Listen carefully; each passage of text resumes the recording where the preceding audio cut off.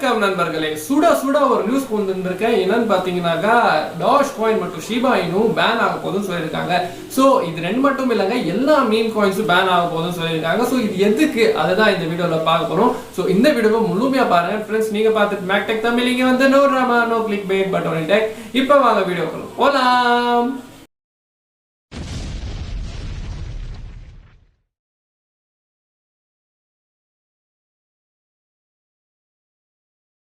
நண்பர்களே, நீங்க எவ்வளவு வெளியே போக முடியுமோ அதை அவாய்ட் பண்ணுங்க. போனாலுமே கண்டிப்பா மாஸ்க் போடுங்க, அப்புறம் சோஷியல் டிஸ்டன்சிங் மெயின்டைன் பண்ணுங்க. வீட்டுக்கு வந்த உடனே ஹேண்ட் சானிடைஸ் பண்ணி சேஃபா இருங்க சொல்லலாம். ஸோ நம்ம சேனல் முதல் தடவை பாக்குறீங்கன்னா மறக்காம கீழே இருக்க சப்ஸ்கிரைப் பிரஸ் பண்ணிட்டு பக்கத்துல இருக்க நோட்டிஃபிகேஷன் தட்டி விடுங்க. அப்பதான் இந்த மாதிரி வீடியோஸ் எல்லாம் உங்ககிட்ட முதல்ல செய்யணும். ஸோ இப்போ இந்த டாபிக் எல்லாம் போலாம். ஸோ நண்பர்களே, என்னன்னு பாத்தீங்கன்னாக்கா இப்படி டாஷ் காயின் அப்புறம் ஷிபா இனு வந்து பேன் ஆயிடுச்சு ஆல்ரெடி. ஸோ எங்கன்னு பாத்தீங்கன்னாக்கா தாய்லாந்துல. ஸோ தாய்லாண்டோட SEC அதாவது செக்யூரிட்டிஸ் அண்ட் எக்ஸ்சேஞ்ச் கமிஷன் என்ன சொல்லியிருக்காங்கன்னா, இந்த மாதிரி மீம் டோக்கன்ஸ் ஆகட்டும், மீம் காயின்ஸ் ஆகட்டும், அப்புறம் என்னன்னு பார்த்தீங்கன்னா ஃபேன் டோக்கன்ஸ் ஆகட்டும், அப்புறம் NFTs அதாவது நான் ஃபஞ்சிபிள் டோக்கன்ஸ், இந்த மாதிரி எல்லா ஐட்டம்ஸ் அதாவது கிரிப்டோ ஆசட்ஸ் எல்லாம் இப்போ நம்ம தாய்லாந்துல ஓடாது. அதாவது உங்களோட எக்ஸ்சேஞ்சஸ்ல நீங்க இதெல்லாம் எடுத்துடணும். So no exchanges operating in Thailand will be allowed to use இந்த மாதிரி மீம் காயின்ஸ் ஆகட்டும், அப்புறம் ஃபேன் டோக்கன்ஸ் ஆகட்டும், அப்புறம் NFTs ஆகட்டும். ஸோ இது எதுக்காக அப்படின்னு என்ன சொல்லியிருக்காங்க கேட்டீங்கன்னாக்கா, மீம் காயின்ஸ் அதாவது டாஷ் காயின் ஆகட்டும், ஷிபா இனு காயின் ஆகட்டும், ஸோ இந்த மாதிரி நிறைய மீம் காயின்ஸ் இருக்கு. ஸோ இந்த காயின்ஸ் எல்லாம் பார்த்தீங்கன்னா ஒரு ஃபண்டமெண்டலே கிடையாது. ஸோ இது எதுக்கு வந்தது, அப்புறம் இவங்க என்ன பண்ணிட்டு இருக்காங்க, ப்ராஜெக்ட்ஸ் வரப்போகுதா, இல்லை பெரிய பெரிய ப்ராஜெக்ட் ஆகிவங்க, அப்புறம் இவங்களோட பேக்ரவுண்ட் எனக்கு எதுவுமே ஒரு கிளியர் கட்டான ஒரு பிக்சர் இல்லை இவங்களுக்கு. ஸோ அதால என்னன்னு பார்த்தீங்கன்னாக்கா இது வந்து ஒரு டாஷ் காயின் பார்த்தீங்கன்னா ஏற்கனவே எல்லாருக்கும் தெரியும். டாஷ் காயின் வந்து ஒரு ஜோக்கா கிரியேட் ஆன ஒரு காயின். ஸோ அது ஒரு ப்ராஜெக்ட். இப்போ வரைக்கும் அந்த ப்ராஜெக்ட் என்ன ப்ராஜெக்ட் வரப்போகுது, டாஷோட ஒரு ஸ்வாப் வரப்போகுதா இல்லை மெயினட் ஈவெண்ட் வரப்போகுதா, ஸோ எதுவுமே யாருக்குமே தெரியாது. பட் இன்ன வரைக்கும் அது வரவே இல்லை. ஸோ அப்படிதான் நிறைய பேர் இந்த ட்ரெண்ட்ஸ்ல அதாவது சோஷியல் ட்ரெண்ட்ஸ்ல அதாவது இப்போ எல்லாம் நம்ம ட்வீட் போட்டாக்கா அது ஏறுது, மறுபடியும் ட்வீட் போட்டாக்கா கீழே இறங்குது. ஸோ அதை ஃபாலோ பண்ணி தான் எல்லாரும் போயிட்டு இருக்காங்க. ஸோ இந்த மாதிரி காயின்ஸு அப்புறம் ஃபேன் டோக்கன்ஸ் என்னன்னு கேட்டிங்கனாக்கா இந்த மாதிரி செலிபிரிட்டி இன்ஃப்ளூ அதாவது இந்த மாதிரி ஃபார் எக்ஸாம்பிள் ஏற்கனவே சொன்ன மாதிரி தான் எலான் மஸ்க். ஸோ இந்த மாதிரி ட்வீட்டை போட்டாக்கா கண்டிப்பா அந்த காயினோட விலை ஏறும் இல்லையா. ஸோ அதுபடி ஒரு நெகட்டிவ் ட்வீட் போட்டாக்கா கண்டிப்பா அது கீழே இறங்கும். ஸோ இதால நிறைய பேருக்கு சஃபர் பண்றாங்க. அதாவது அவங்க இன்வெஸ்ட் பண்ணோன்னே அவர் வந்து நெகட்டிவ் ட்வீட் போட்டாக்கா கண்டிப்பா அது லாஸ்ல போகுது. ஸோ இந்த மாதிரி ஒரு ஃபண்டமெண்டலான ஒரு பேக்ரவுண்ட் கிடையாது. அப்புறம் என்னன்னு பார்த்தீங்கன்னாக்கா ப்ராஜெக்ட்ஸ் சரியா கிடையாது. ஸோ எப்படின்னு பார்த்தீங்கன்னாக்கா இப்போ பிட்காயின்ல ஒரு ஃபண்டமெண்டல் அதாவது ஸ்ட்ராங் ஃபண்டமெண்டல் இருக்கு. அதாவது பிட்காயினோட பிளாக் செயின் இருக்கு. அப்புறம் எத்தேரியம் கேட்டாங்கன்னா அதோட பேக்ரவுண்ட் கூட செம்மையா பெருசா இருக்கு.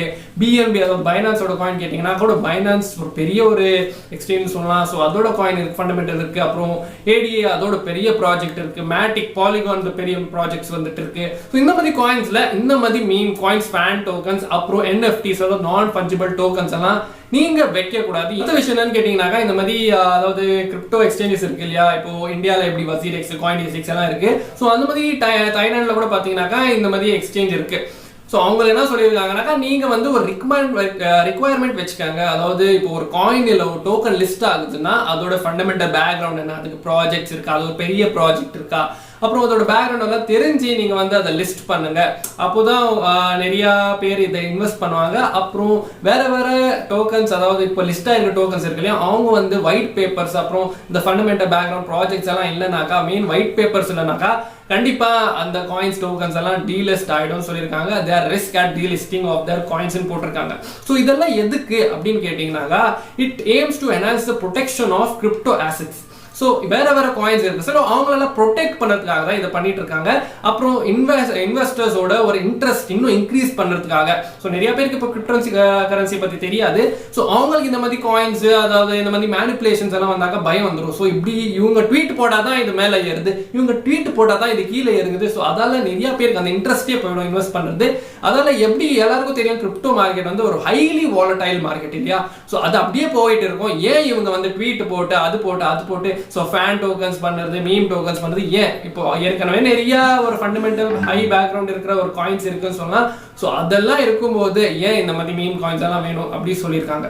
ஸோ அடுத்ததான் பார்த்தீங்கன்னாக்கா இந்த மாதிரி தைலாண்ட் இப்போ எல்லா மீம் டோக்கன்ஸ் ஃபேன் டோக்கன்ஸ் அப்புறம் ஏதாவது என்எஃப்டிஸை பேன் பண்ணிட்டாங்க இல்லையா. ஸோ இதை ஃபாலோ பண்ணி நம்மளோட இந்தியன் கவர்மெண்ட் கூட இதை ஃபாலோ பண்ணுவாங்களா அப்படின்னு கேட்கும்போது கண்டிப்பாக இந்த மாதிரி இருக்கும்போது இஷ்யூஸ் அவங்க ஆல்ரெடி லிஸ்ட் பண்ணியிருக்காங்க.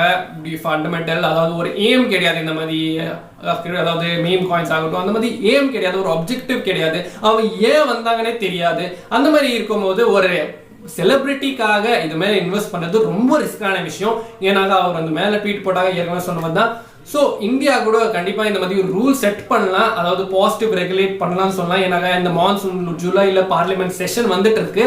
ஸோ அதில் ஏற்கனவே பெரிய பெரிய கிரிப்டோ கரன்சி எல்லாம் வச்சுட்டு வேற காயின்ஸ் எல்லாம் தூக்குற சான்சஸ் ரொம்ப அதிகமாக இருக்கு. இந்த தாய்லாண்டோட நியூஸ் கேட்டு கண்டிப்பாக இந்தியன் கவர்மெண்ட் கூட இப்படி ஒரு பாசிட்டிவான ரெகுலேஷன் கொண்டு வரலாம். ஸோ அவ்வளோதான் நண்பர்களே, நீங்கள் இது பண்ணி இருக்கீங்க தாராளமாக கீழே கமெண்ட் பண்ணுங்க. வீடியோ பிடிச்சிருந்தாக்கா மறக்காம லைக் பண்ணிட்டு உங்க ஃப்ரெண்ட்ஸ் ஃபேமிலி மெம்பர்ஸ் எல்லாருக்கும் ஷேர் பண்ணிட்டு இருங்க. இதே மாதிரி வீடியோஸ் பார்க்கணும் இருக்கீங்க மறக்காம கீழே இருக்க சப்ஸ்கிரைப் பட்டன் பிரஸ் பண்ணிட்டு பக்கத்தில் இருக்க நோட்டிஃபிகேஷன் தட்டி விடுங்க. அப்பதான் இந்த மாதிரி வீடியோஸ் எல்லாம் நம்ம முதல்ல வந்துடும். நீங்க நம்மள இன்ஸ்டாகிராம் ஃபாலோ பண்ணீங்களா, அந்த லிங்க்ஸ் கூட டிஸ்கிரிப்ஷன்ல கிடைச்சிடும். அப்புறமா என்னோட நீங்க பேச விரும்பினாக்கா தாராளமா கிளப் ஹவுஸ் ஜாயின் பண்ணிக்கங்க. நேத்து கூட ஒரு மீட்டிங் போட்டேன், நண்பர்கள் வந்தாங்க, அவங்களோட ஒப்பீனியன் ஷேர் பண்ணாங்க, நல்லா போயிட்டு இருந்தது சொல்லலாம். ஸோ நீங்க கூட இப்படி வந்து என் கூட பேசலாம், உங்களோட ஒப்பீனியன் ஷேர் பண்ணலாம், அப்புறம் எக்ஸ்பீரியன்ஸ் கூட ஷேர் பண்ணலாம். ஸோ இதே மாதிரி வீடியோ அடுத்த முறை சந்திக்க வேறு. This is Max signing off. நீங்க நல்லா இருங்க, பாதுகாப்பா இருங்க. நன்றி, வணக்கம்.